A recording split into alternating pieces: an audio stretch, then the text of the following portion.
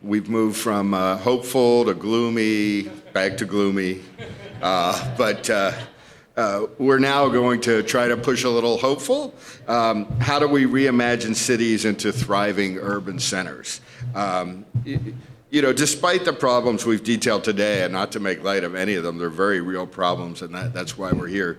But there is reason for optimism and hope. If there weren't, I don't think we'd have a full room here today. We have to keep hopeful. There are great ideas out there, and we can make real-world improvements. I have no idea how to get them through the political system, but sometimes things can happen at the local level.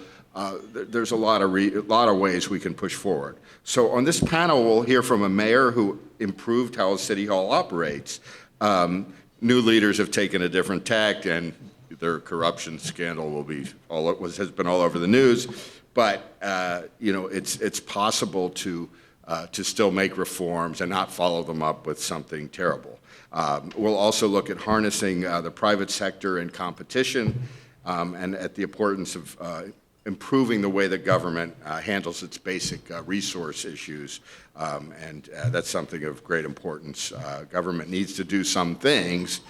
We've got to figure out how to create a system in which they can do them at least tolerably not bad. So our first panelist is the Honorable Tom Tate. He's currently the CEO of Tate and Associates, a national engineering and environmental company. From 2010 to 2018, he served as the mayor of Anaheim. I covered him quite a bit when I worked at the Orange County Register. He was elected on a platform of bringing the values of kindness and freedom to the culture of the city. I think I tweaked you a little bit about that in an editorial once, but you'll get me back. Okay, to enhance freedom and promote innovation in Anaheim, they created the Freedom-Friendly Anaheim approach, and I have an interview with Tom on the Free Cities Center website, and it's really worth reading. They eliminated useless regulations that unduly burdened businesses and entrepreneurs, changed the culture at City Hall. In fact, in many ways, that project is an inspiration for the Free City Center. So without further ado, Tom Tate.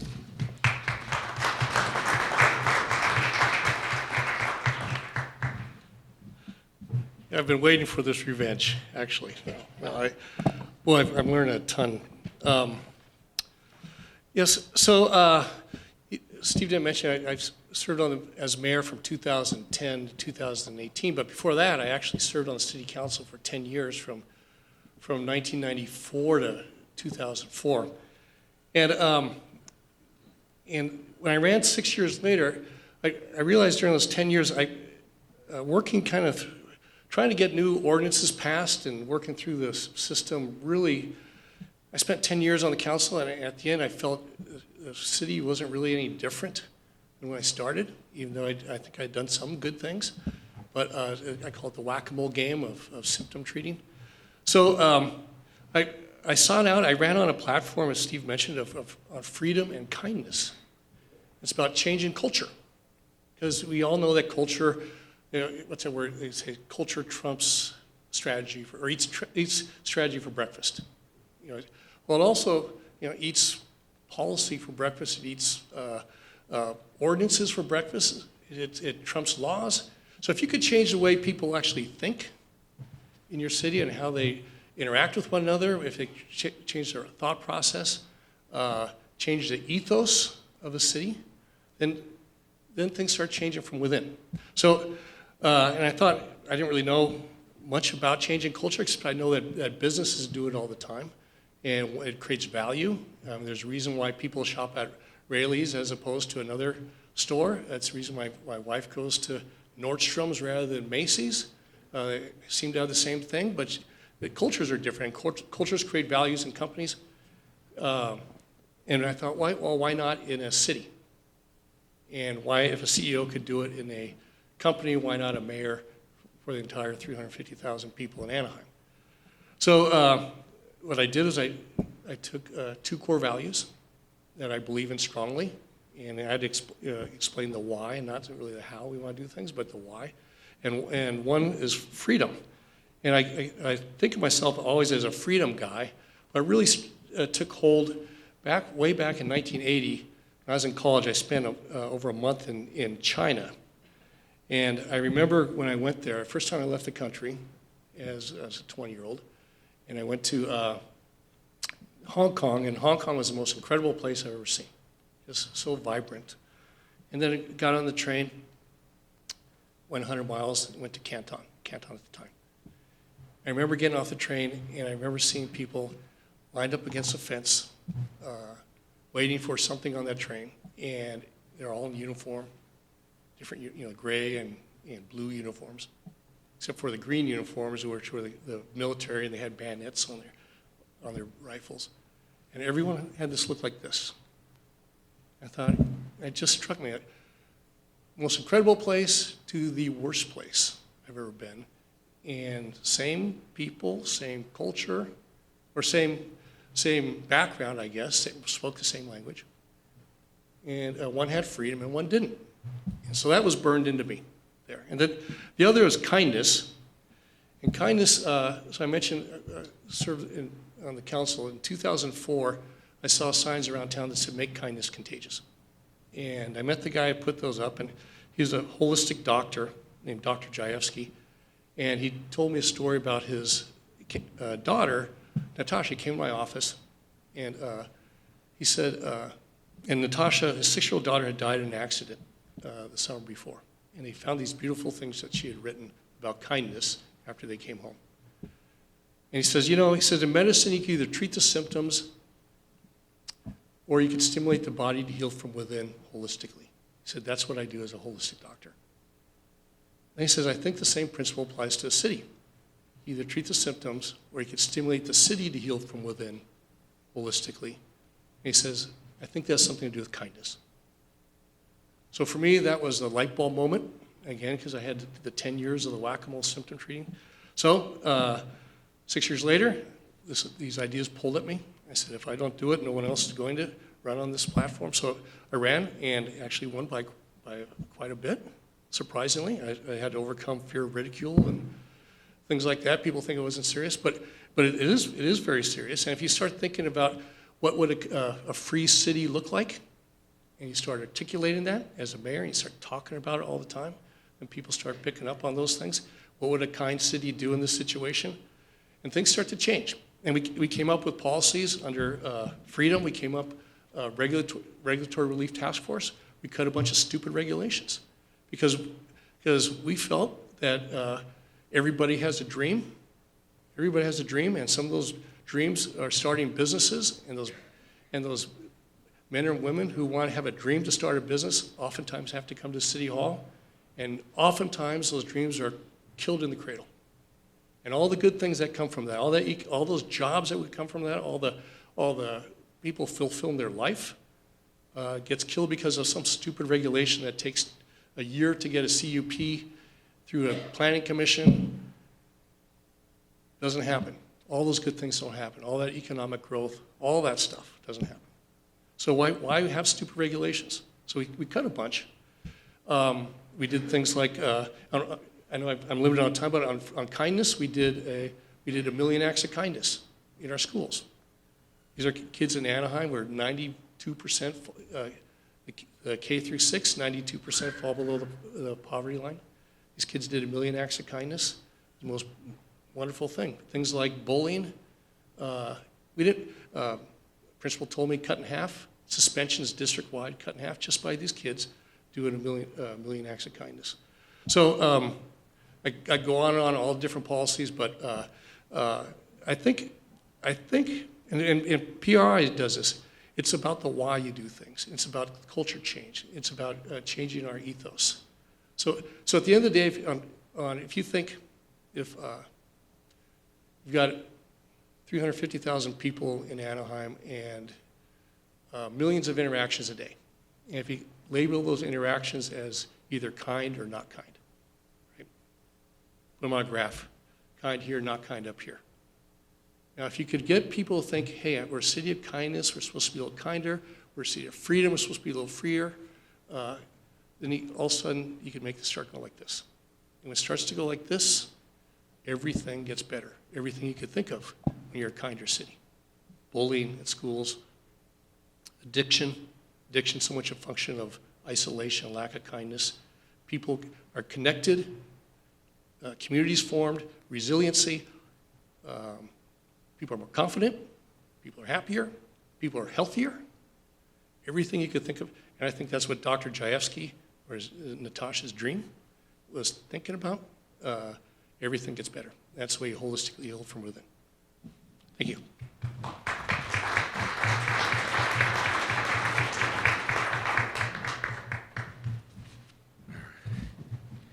All right, well, thank you, Tom. Our next panelist is Sal Rodriguez, who is PRI Senior Fellow, and he's the opinion editor for the Southern California News Group, and he's my editor at Southern California News Group. So he first joined the newspaper business in 2014 as an editorial writer and columnist for the Orange County Register and the Riverside Press Enterprise. He now oversees opinion pages for the 11 newspapers that are part of the newspaper group. Previously, he conducted investigations of the abuse of solitary confinement. He also wrote about issues ranging from criminal justice reform to pension reform for the Reason Foundation. Sal will share with us some of the findings of his new Free City Center booklet, Dynamism or Decay, Getting City Hall Out of the Way. You should all have a copy at your seat. And anyway, welcome, Sal.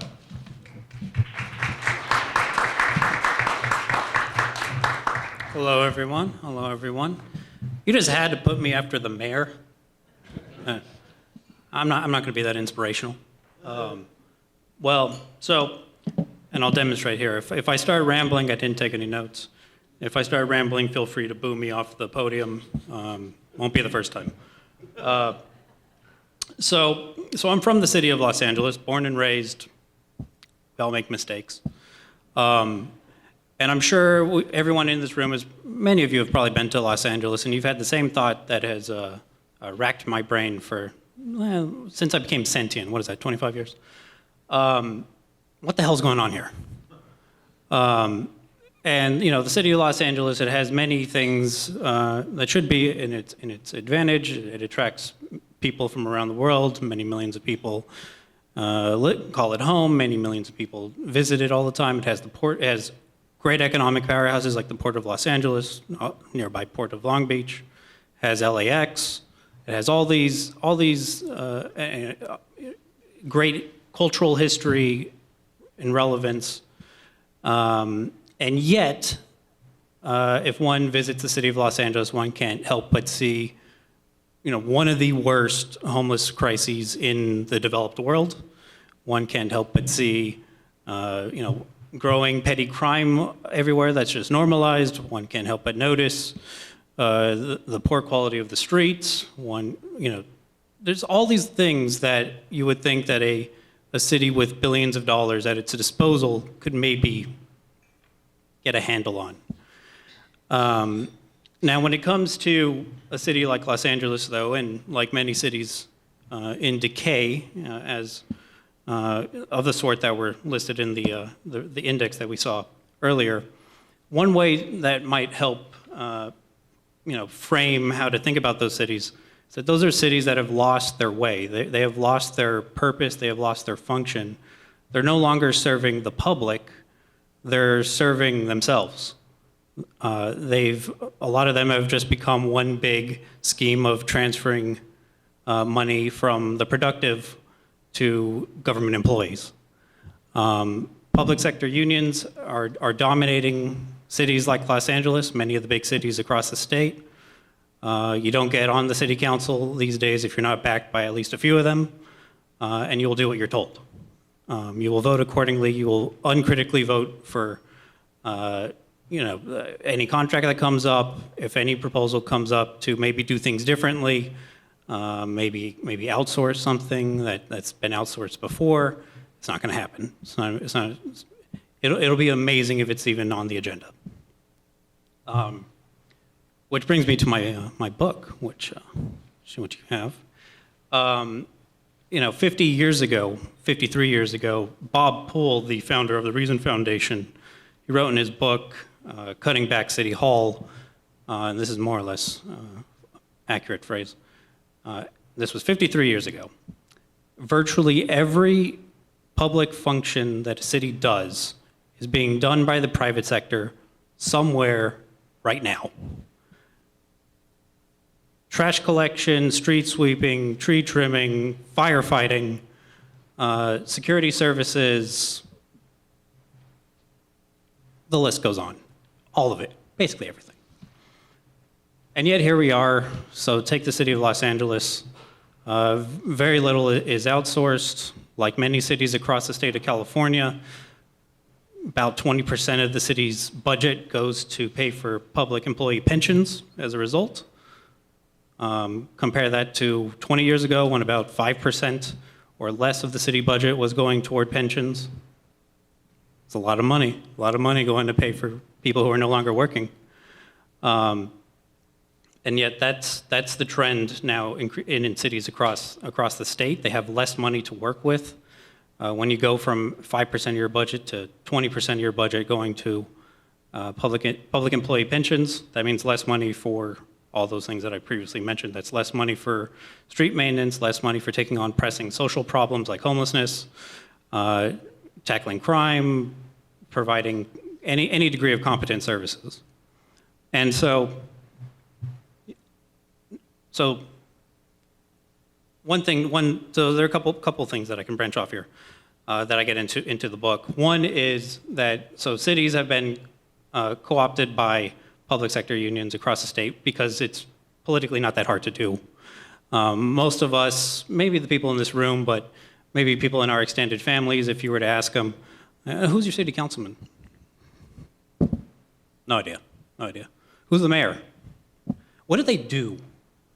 When was the last time you've been to a city council and given a talk or sent an email to your city councilman? Most people, they're like, I don't even know how the hell to do that. And if they visit the website, they see it's from like the 90s. Can't even navigate it. The email will probably bounce back. And that's because,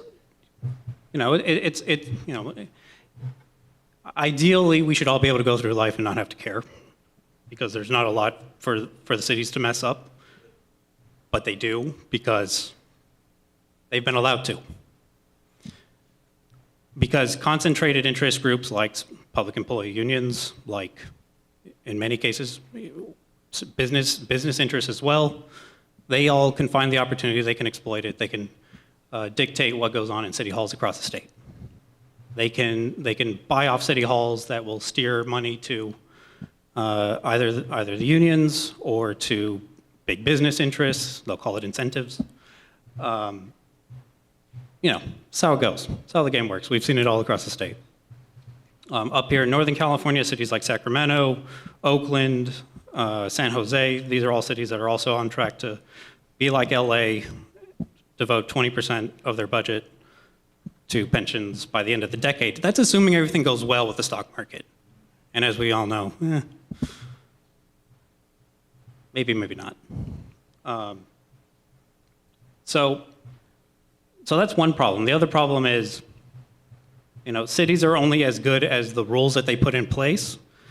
And, the rule-making, the ordinance-making process is as subject to the influence of special interests as the delivery of public services.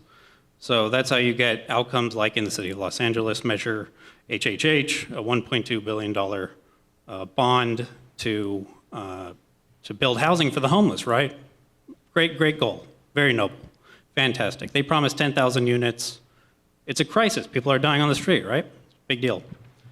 So what did the city of LA do? Well, they according to City Controller Ron Galperin last year, they're now spending an average of $600,000 per unit of homeless housing funded by Measure HHH. They are thousands of units behind. They imposed project labor agreement requirements on Measure HHH projects to get the union some extra money because, oh yeah, this was supposed to be about homeless housing, but I guess it's about something else. And according to the Rand Corporation study, the net result of that was not only the 40% higher per unit cost per homeless housing unit than was projected, but also, the city's project labor agreement what applies to projects of 65 units or more. So what did developers do as rational actors? They built smaller units, and hence an 800 unit deficit to date as of 2021. It's remarkable. But so special interest influence, it distorts how decisions are made in cities across the state, across the country. And so now I have to be hopeful. All right. So what do we do about it? So step one is to vote out the bastards. That's step one. If you see that they're backed, if you see that a politician, a candidate, is backed by all of the unions, yeah, you should probably not vote for them, unless you have really, really compelling reasons to, like you're a union member. You also have to, why are people calling me? You also have to make sure that what city governments are doing is about measurable outcomes, that they're actually doing what they should be doing.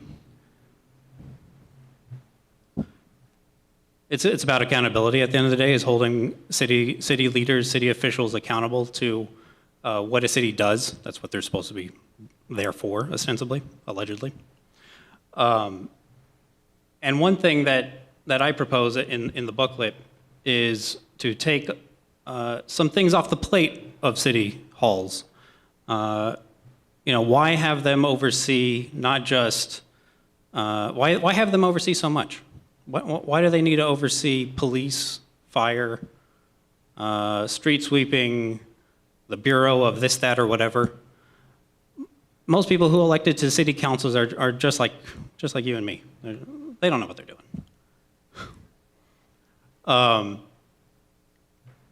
So let's tap into what Bob Poole observed half a century ago. Let's tap into what the city of Lakewood has been doing since the 1950s and embrace a contract model for most cities. If there's something that can be contracted out, do it. If a city doesn't need to be, if a city, do we really need street sweepers to have CalPERS pensions? Now, it's honorable work, but do they need a pension? Do they need to be making more than market rate? Probably not. Probably not. To take just a small example, something small, some ridiculous story that just popped into my head. I remember just a few years ago, the city of Moreno Valley was debating what to do about school crossing guards that they were funding. And they were city employees. And a private company came up and said, hey, we could do that for, instead of $500,000, we could do it for like $130K a year less. And then also other people were saying, how about we do volunteers? But no, got to pay $500,000 or something. And so the city refused to consider the idea because the only people who showed up to the city hall were the public employee unions. And I said, no, how can we have a private company or volunteers do school crossing guard duties? And then just scale that up to more and more important things. So from school crossing guards to trash collection to fire to paramedic services, that's just all across city halls. And so my humble proposal, after voting out the bastards and holding them accountable, let's make privatization great again. I need to workshop that, but you know the idea. And so with that.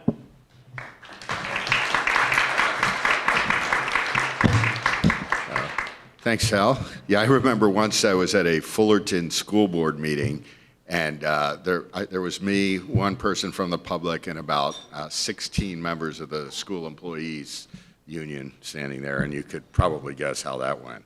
Okay. Our next panelist is the Honorable Dan Kolke, who's a PRI board member and chair of PRI's California Reform Committee. He has served as Associate Justice of the California Court of Appeal for the 3rd District and as counsel to the Governor of California. And it probably wasn't this one.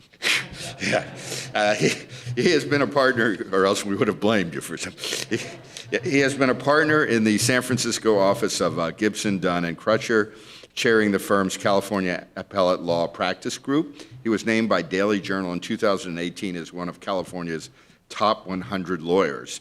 He will speak today about his Free Cities Center article on using gubernatorial executive powers to address wildfires and floods. And also, please see his chapter in the PRI book, Saving California.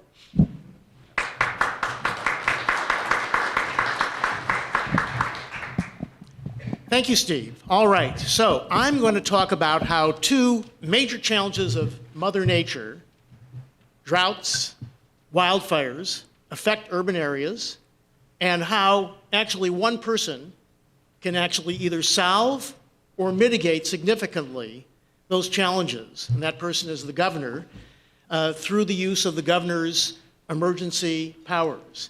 And just by way of background, let me just take a minute on these emergency powers because they are extremely significant.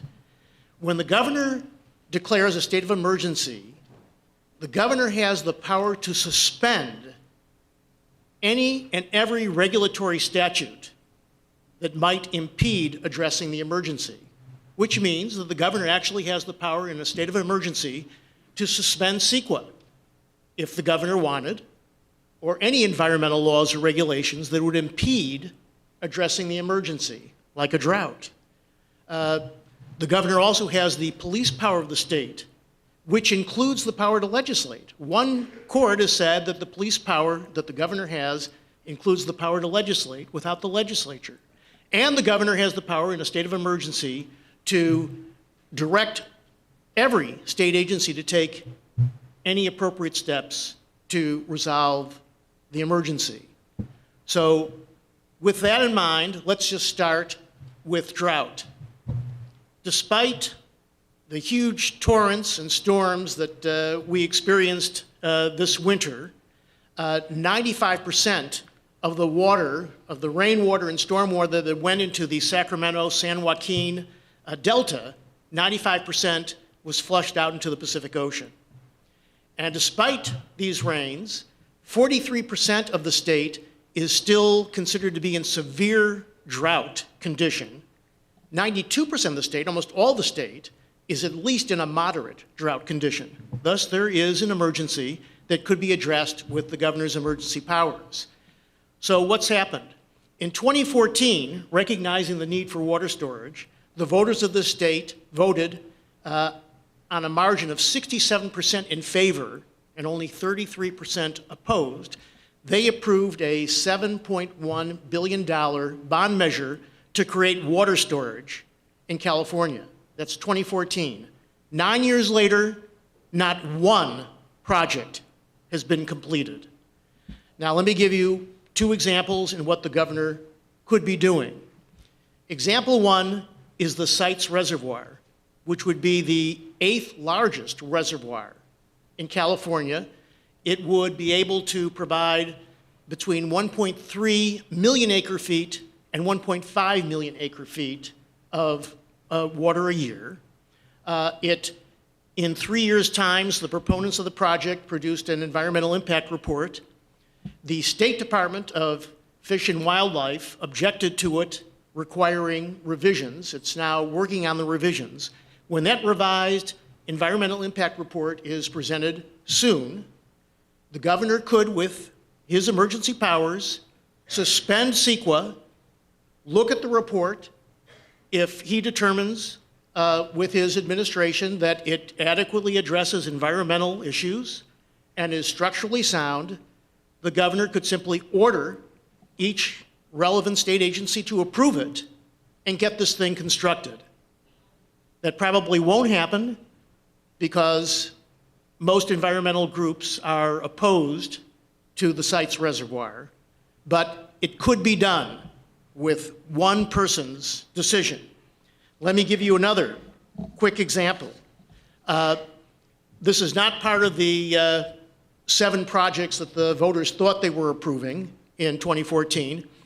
But there's a reasonable proposal to simply increase the height of the Shasta Dam, an existing dam, increase the height by 18 feet.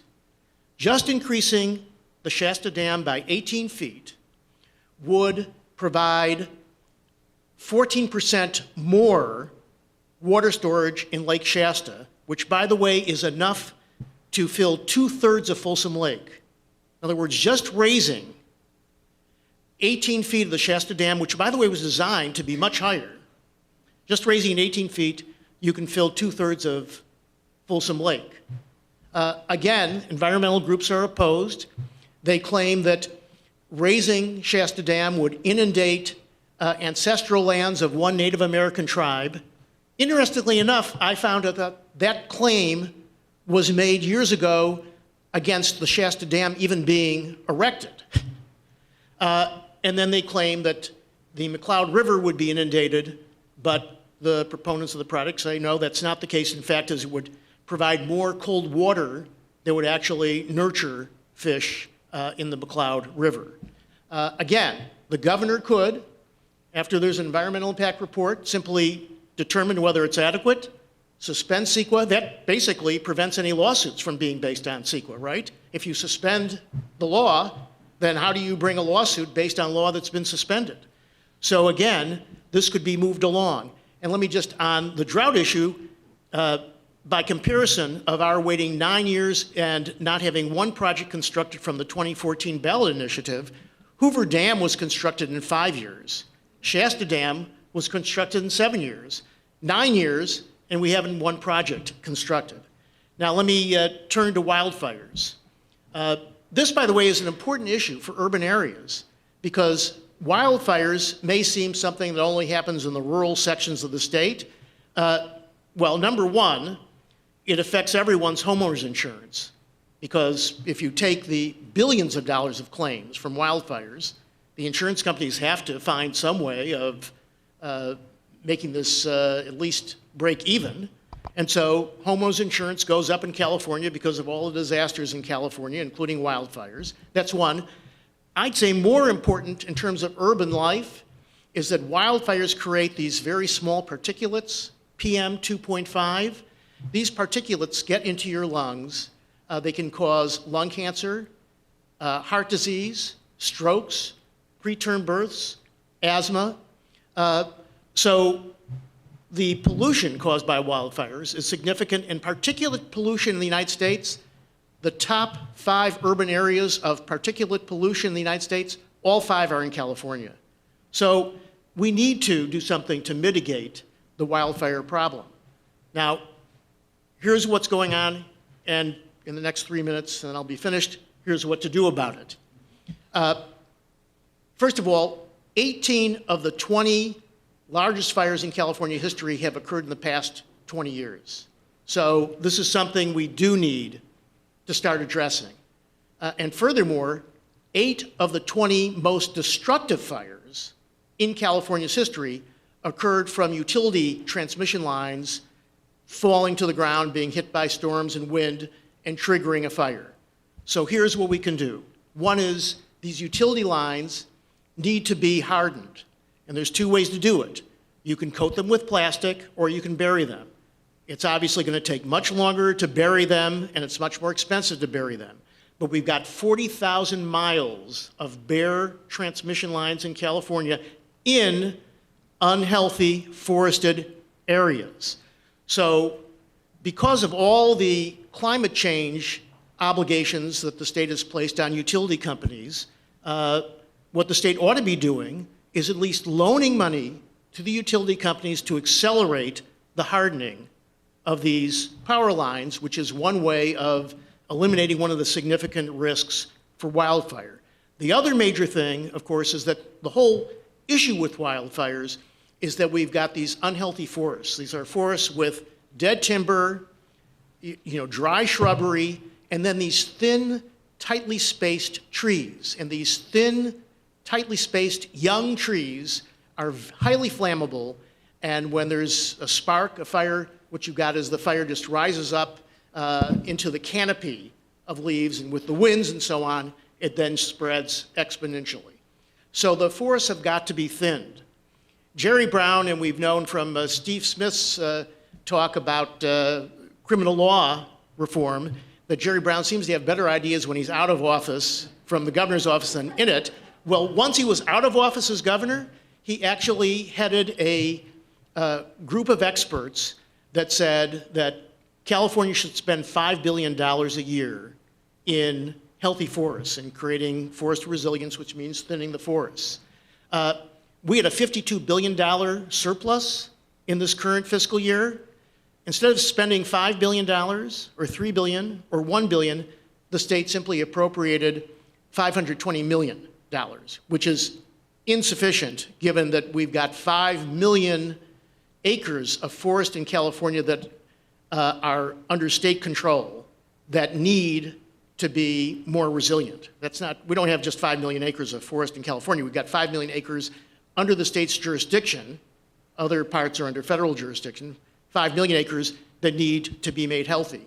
So if the state, now running a deficit, doesn't have the money to do it, what it ought to be doing is this. It ought to be authorizing timber companies pursuant to tightly controlled contractual arrangements to start thinning those parts of the forest that have these thick, packed, young trees, remove some of the dead wood.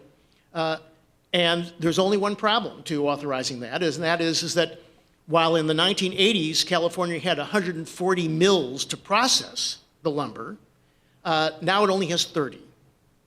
So what the state is going to have to do is provide some tax incentives to generate the mills, to process the lumber that the timber companies will cut. And I would say this, if the state can subsidize all these electronic vehicles, why not subsidize something, namely mills, that will provide protection for our forests? Because a recent study by the University of Chicago and UCLA found, and this is how I'm going to end, they found that the 2020 wildfires alone spewed twice as much greenhouse gases as the state had reduced in 18 years. In other words, 1 year of fires created twice the amount of greenhouse gases that the state had reduced over 18 years. So if you want to talk about a cost-effective way to deal with greenhouse gases, you would deal with the wildfire problem if you had to choose between that and subsidizing the electric vehicles. So with that, I will close saying there is a way to address our problems if we simply have the leadership that will do it. Thank you.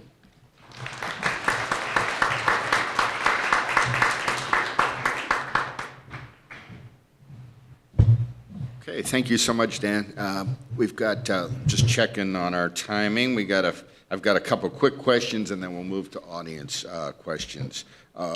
So first, I was talking to Tom before, and he was saying that there are no other cities in California that are embracing the freedom-friendly approach, which that was my question, which others are. Anyway, why not? I mean, it does make sense even at a practical level, right?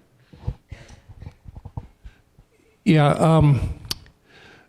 So in Anaheim, one of the challenges I faced was the city giving out these large subsidies, which Steve, you wrote about a lot, and were very helpful in pushing back on those. In Anaheim, we have a big theme park and baseball team, and hoteliers are getting massive subsidies from the city, and those same interests contributed massively to the campaigns. So I guess maybe it's because the general interest doesn't have a special interest that contributes massively to campaigns. It's probably the best reason I could think of, because Okay, I'll put you on the gloomy scale of things today. Okay. Gloomy on that, the yes. gloomy meter Yeah. today. Okay. Yeah. By the way, I do want to add, those subsidies, study after study shows that these big subsidies to big corporations do not work. They do not increase the economy of a city. If you want a predictor that increases future growth, is actually a large immigrant population for entrepreneurship. Yeah. Yeah, is it the Knoll report that looks at all the different arenas and found that they never provide their economic promises? Go figure. Sal, question for you. In your booklet, you advocate for privatization, which I agree is very important, better than government provision of services. But sometimes privatization embodies the worst of all worlds, right? You get government monopoly and the profit motive. Just think of your monopoly cable provider. Anyway, is there any hint to avoiding that problem? Yeah, so step one is to not put any restrictions in place on competition, step one, which can be harder than you think. For example, back when I started in the newspaper business, the city of Riverside, they allowed just one company, AMR, to provide both emergency and non-emergency ambulance services. In the city of Riverside, all the surrounding cities, they allowed any ambulance company to provide services, compete for services. And you can imagine what was going on then over the course of 40 years with one company having a monopoly. In the city of Riverside, there were, what would you do? Of course, you're going to charge as much money as you can get away with because there's no competition, doesn't matter. And so in place, the city of Riverside had what was called a need and necessity ordinance, where they would only issue a permit to any competitor as long as they can demonstrate there was a need and necessity for competition. And you can imagine how those city council meetings would go when a company would put in for an application. They would say, hey, yeah, we do this everywhere. We do this in all the surrounding cities. We could totally do it, save people some money. And then AMR and then their favorite crony councilman would say, well, wait a minute, there's no need and necessity for any competition. And then that would go on for years and years and years and years. And then I was stuck in a loop of repeatedly asking, what are you doing? I would call up the council members. What are you doing? What are you doing? What are you doing? What are you doing?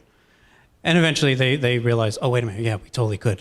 We totally could allow other ambulances to do business. So that's step one. Get rid of any arbitrary, obviously protectionist ordinances that are anti-competition. The other thing that you have to do if you're engaging in privatization is you have to have an open and competitive bidding process. Time limit the contracts. Include obvious accountability metrics. What exactly are you trying to accomplish? It's not like government bureaus right now are doing that with how they do things. And then hold them accountable. And if they're not doing the job, if they're not providing the service, you axe them. And then you put up for a bid and get more competition. That's how it should go. Great. Well, thanks, Sal. And quick question for Dan, and then we'll go to the audience. Dan, doesn't the wildfire crisis give ammunition to environmentalists who want to cram us all into an existing urban footprint and keep us away from those urban-rural interface zones? Well, of course, I mean, the environmentalists are right in terms of saying that, look, when you're in that urban wildlife interface, that it can be a greater risk to homes from wildfires or to health. So I think what we've got to do, though, is change the narrative of the debate. And changing the narrative of the debate is simply to say, look, we need healthy forests that are not subject to these conflagrations, because forests do act as a sink against greenhouse gases. So they are a pro-climate change thing when you have healthy forests. And, of course, no one wants these small PM 2.5 particulates going through the air and going into your lungs. And again, if we can say, look, what we've got to do is focus on forest health. That's where we ought to be spending our efforts, not in telling people that they can't be at the urban forest interface. Instead, we've got to make sure these are healthy forests such that we don't have overcrowded cities, people can live in less expensive venues, and we take care of what needs to be taken care of, which are the forests. And we could let the insurance system reflect market rates so that moving to that area would reflect it. That's right. Okay, thank you. So, any audience questions? How would you privatize firefighters and police officers? How would that work? Yeah, So the easiest thing that you could do is you separate out the EMS services from the rest of the fire department, because at this point, most fire departments, especially like in Southern California, so like in Los Angeles, 90+% of the calls are not for fire. They're for EMS related services. And you know, as nutty as San Francisco is, even they separate the two. So that's one thing.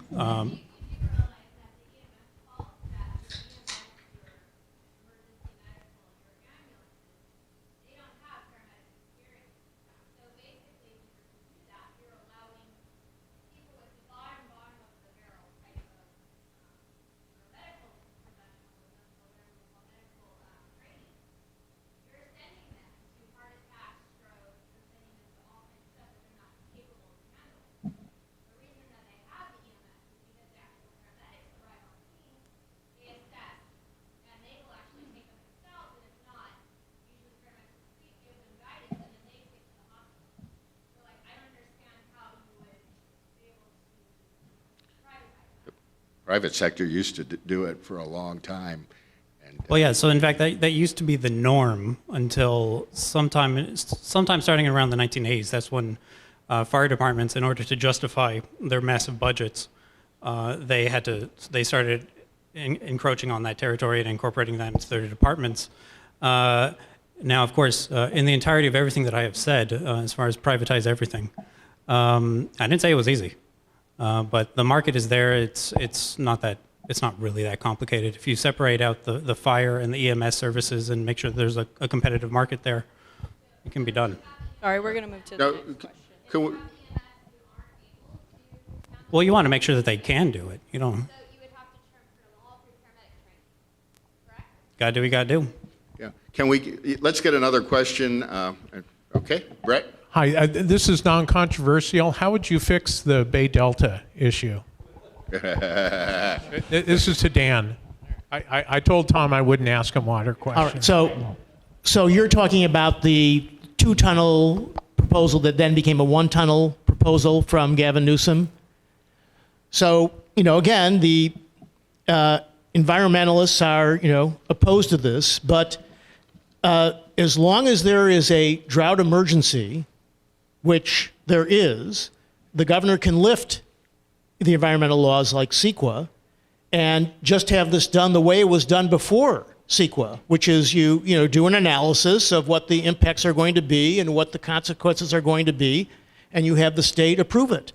And as I say, with a state of emergency, the governor can direct state agencies to approve things, and the governor has the ability to suspend all regulatory laws.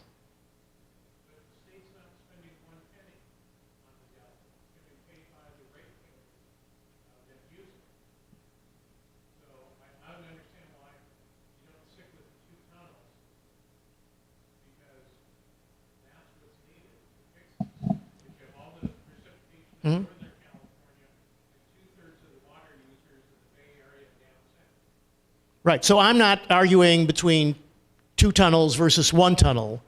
I'm just talking about a way to get this done, which at this point, seems to be a complete stalemate. And of course, it's a stalemate because you've got CEQA, and all these laws provide a basis for lawsuits and ways to stall the completion of the project.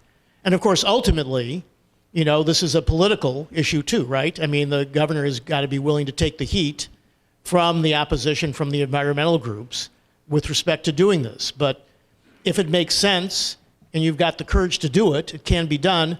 And by the way, just to make a plug for the governor that I had been counsel for, Governor Pete Wilson, when the Northridge earthquake hit in 1994 and buckled the Santa Monica Freeway, which is, as you know, a key artery between West LA and downtown Los Angeles, what Governor Wilson did is he exercised his emergency powers, suspended all the bidding requirements and other requirements that the state had, hired a construction company to get it done, was able to set his own timetable, which was 140 days to get this repaired, provided a bonus, again, something that you might not be able to do otherwise, set a bonus for every day early that it was completed, and the Santa Monica Freeway was repaired not in the 140 days, not in 3 months, but in 66 days. Okay, well, thank you.